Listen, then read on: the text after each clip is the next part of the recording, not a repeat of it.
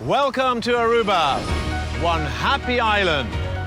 This Caribbean gem, with its white beaches, clear blue sea and unspoiled nature, is world famous. The capital of Aruba is Oranjestad. Loved for its nightlife, culinary diversity, the Caribbean atmosphere, luxury boutiques, and the colorful, unique architecture. Cultural heritage is preserved by the Monuments Fund and the government of Aruba, Such as the birthplace of resistance hero Boy Ecury. which now houses the National Archaeological Museum of Aruba, showcasing Aruba's indigenous culture. The Aruba National Park was once home to the Cacatuyos Indians. In the fountain cave, you can still admire their wall paintings. Spanish explorers discovered the island in the 15th century. The Dutch assumed control in 1636.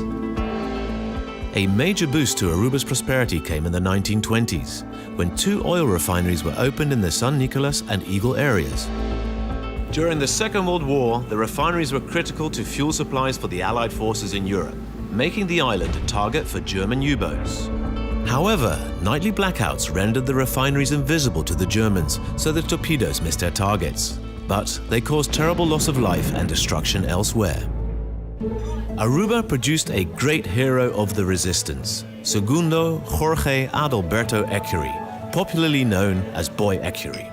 He was born in Oranjestad on the 23rd of April 1922, growing up in a family of 13. 100 years ago, in 1923, the Ecury home overlooked the harbor where the first seaplanes landed. This was the beginning of aviation on Aruba. Boy's father was the influential businessman Durante Ecury. At the end of 1924, he welcomed the first KLM Fokker, named the Snip. With this aircraft, KLM began scheduled flights between Aruba's brand new airport and Curaçao. In 1937, the outspoken Boy Ecury was sent by his father to the Netherlands. He gained his business diploma at the prestigious St. Louis Institute here in Oudenbosch. Being black meant he was sometimes bullied, which only strengthened his resolve for justice. When Germany occupied the Netherlands in 1940, It was a logical step to join the resistance. Together with his Antillean friend Louis de Lannoy, he sabotaged rail lines, set transports alight, and hid Allied pilots and soldiers from the Germans. Boy's skin color made him vulnerable. He went into hiding in Oosterwijk and Delft. while remaining active in the resistance. He was ultimately betrayed in Rotterdam. While coming out of this church, he was arrested and taken to Scheveningen prison. Where he was immediately sentenced to be executed. On the 6th of November 1944, the sentence was carried out in the dunes at Wasdorp. In 1947, Durante Ecury brought his son back home to Aruba, where he was buried with military honors.